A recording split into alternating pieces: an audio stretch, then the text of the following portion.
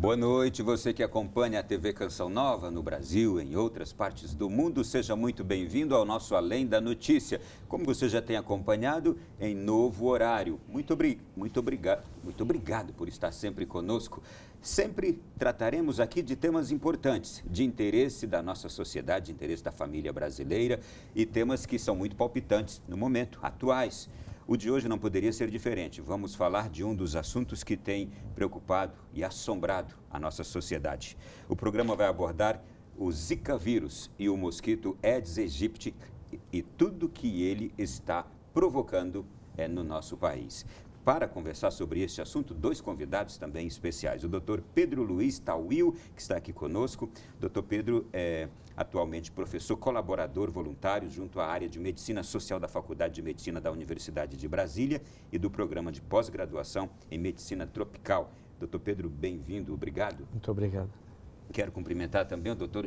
Geniberto Paiva Campos, médico, membro da Comissão Brasileira Justiça e Paz, e já foi professor na UNB, diretor de doenças crônicas, e já foi secretário nacional de programas especiais do Ministério da Saúde. Doutor Geniberto já é um velho e querido conhecido aqui, bem-vindo.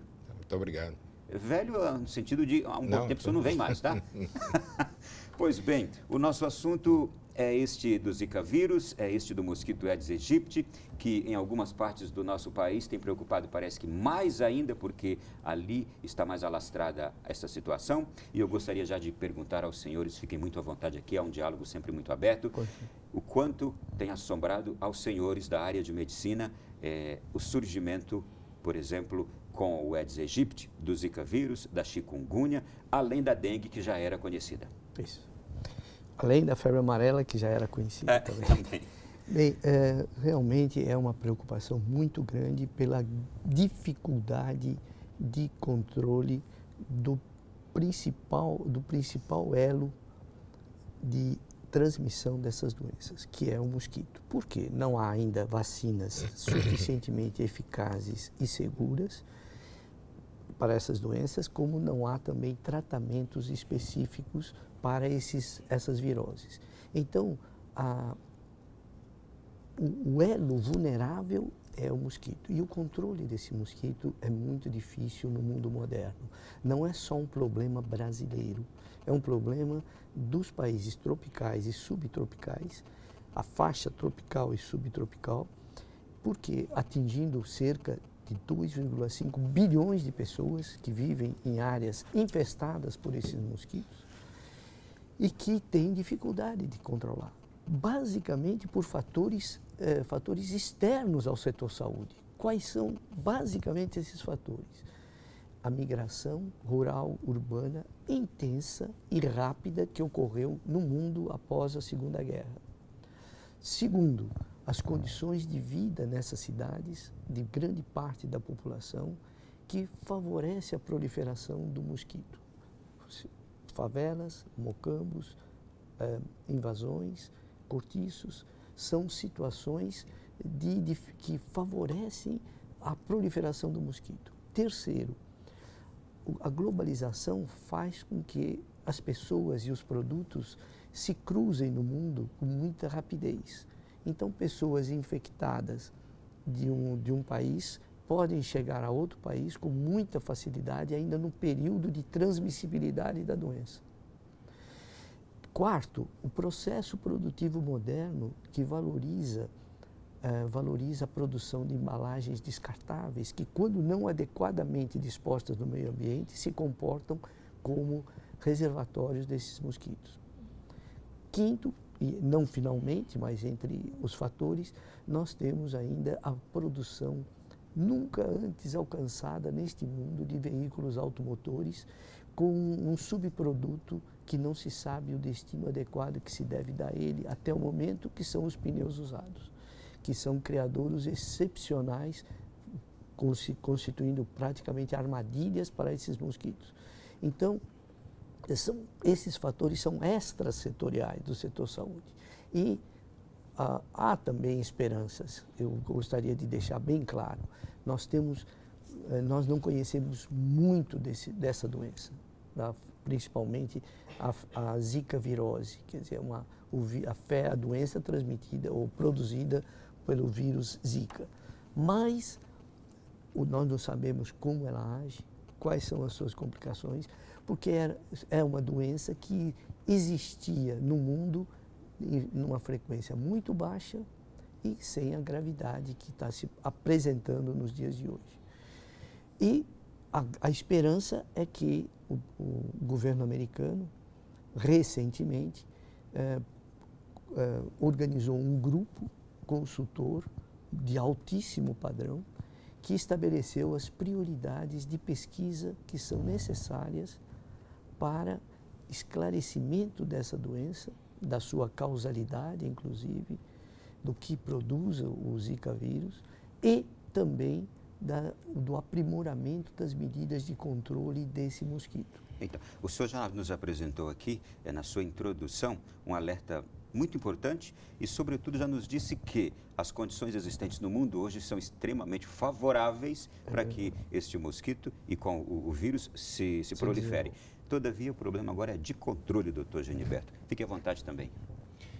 Essas doenças chamadas reemergentes, é um termo que o Pedro usa assim com bastante clareza. Essas doenças reemergentes, essa especificamente, ela tem uma variável que ela precisa da colaboração da população, da comunidade, para que você possa fazer o controle. De um lado, ela educa, porque mostra que a prevenção em relação à problemática da doença é fundamental. E a prevenção é exatamente o controle do mosquito e da sua proliferação. Então, eu acho que essa coisa mostra para nós, tá certo, que a integralidade das ações, que é um dos postulados do SUS, ele é fundamental, porque não basta você tratar em nível hospitalar. Quer dizer, essas doenças que estão agora, se são reemergentes, os médicos sabem tratar de maneira bem razoável e com muita competência.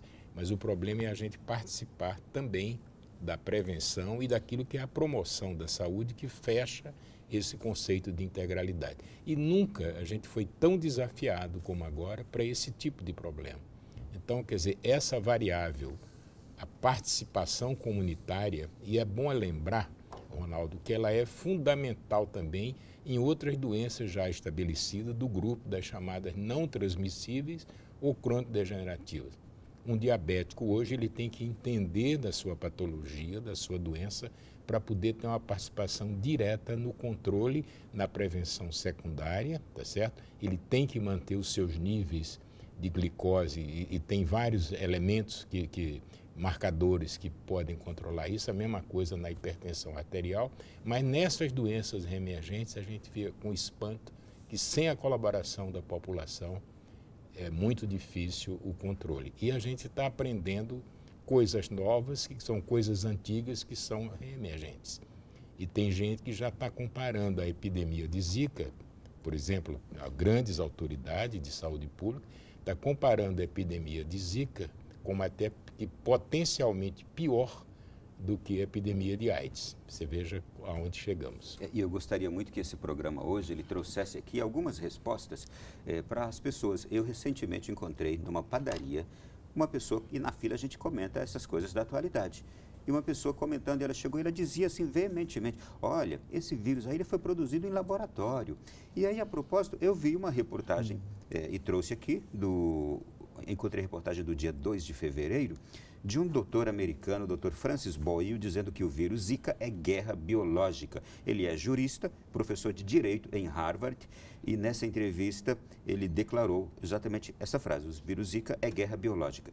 Para tirar talvez o assombro e o mito, ou mito, não sei, que tanta gente esteja imaginando, e estamos tratando da causa, da origem, existe essa possibilidade também? Eu desconheço, mas é possível.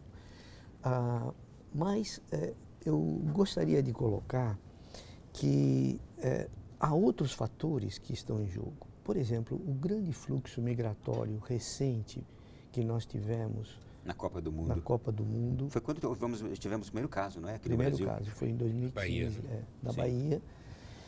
Tivemos a entrada do chikungunya também, que já estava na América Central. Não é?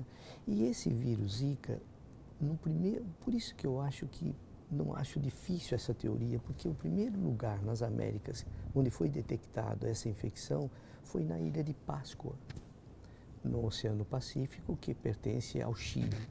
O continente, a área continental do Chile não tem Aedes aegypti, mas que é o mosquito transmissor dessas doenças. Mas na Ilha de Páscoa foi o primeiro local onde foi identificado casos de Zika. E aí poderia se ligar à mobilidade, fator mobilidade humana? Provavelmente, né? Bem, então, a mobilidade humana faz com que hoje uma pessoa possa estar no Brasil em menos de 24 horas, ainda no período de transmissibilidade, é um outro país, e infectar os mosquitos que existem em todos esses países subtropicais. Nas Américas, apenas a área continental do Chile e o Canadá não tem o mosquito. O resto, desde os Estados Unidos até a Argentina, nós temos. O Uruguai, nesse momento, está passando por uma epidemia de dengue, surto de dengue localizado. Então, eu tenho a impressão que, às vezes, a gente fica buscando a explicação de por que essa situação chegou a esse ponto, né? Mas eu acho que há fatores socioeconômicos muito importantes que podem explicar melhor do que a introdução desse vírus como uma arma biológica. Muito bem. Nós temos aqui números recentes da semana passada, em que dizem que já são 641 casos de microcefalia confirmados no Brasil desde outubro, quando se intensificou a difusão do Zika vírus. E antes dessa epidemia, só para se ter uma ideia, o Brasil registrava em média 150 casos ao ano. Como entender também agora esta causalidade aí que temos, que é a expansão do vírus Zika com os casos de microcefalia, que é o que mais preocupa hoje a população brasileira, que é o debate mais intenso que nós temos na atualidade. Todavia, a gente sabe, não há comprovação alguma ainda de nada. Como tratar essa questão, doutor? É bem provável que haja uma relação entre a epidemia de Zika virose e o aumento da incidência de microcefalia. Lembrando que a microcefalia é uma doença que acompanha outras infecções. Então, as mais importantes, a rubéola, herpes zoster, citomegalovírus, toxoplasmose, infecções bacterianas e virais que acompanham a incidência de microcefalia quando atinge as gestantes. Bem, e há mistérios, há lacunas do conhecimento. Essa semana tomei conhecimento de um fato e que ainda não tem uma explicação. O estado de Sergipe concentra uma grande quantidade de microcefalias e não foi ainda detectada a circulação do Zika vírus nesse estado. Há caso de uma mulher que teve parto gemelar, em que um filho, gemelar fraternos, não univitelinos, fraternos, e que um filho teve a infecção e o outro não teve microcefalia, nesse caso. Terceiro, alguns estudos de crianças que faleceram ou recém-nascidos mortos ou que tiveram a morte depois, o material deles foi estudado nos Estados Unidos, no Centro de Controle de Doenças, e foi identificada a presença do vírus no tecido nervoso. Os Estados Unidos investigam hoje um grande número de casos de transmissão eventual transmissão sexual do Zika vírus, com parceiros que estiveram em países onde havia circulação da doença e que chegaram nos Estados Unidos e transmitiram para suas companheiras essa doença. São 16 casos sob investigação. Já houve casos de microcefalia no Havaí, registrados nos Estados Unidos, e que preocupa porque também onde há circulação do Aedes albopictus e Aedes aegypti no Havaí. Nós temos coisas que nós não entendemos ainda. Agora, cada dia mais fortalece essa associação entre infecção pelo Zika na gestação e o aparecimento de microcefalia, bem como a associação em adultos jovens de infecção pelo Zika vírus e manifestações neurológicas do tipo síndrome de Guillain-Barré, que é um quadro de fraqueza muscular por lesão nervosa ascendente que pode até comprometer os nervos dos músculos respiratórios e a pessoa precisar de uma assistência respiratória para sobreviver, que também ainda não está, que também pode aparecer com outras infecções. Não é exclusividade, se for do Zika, não é exclusividade do Zika vírus.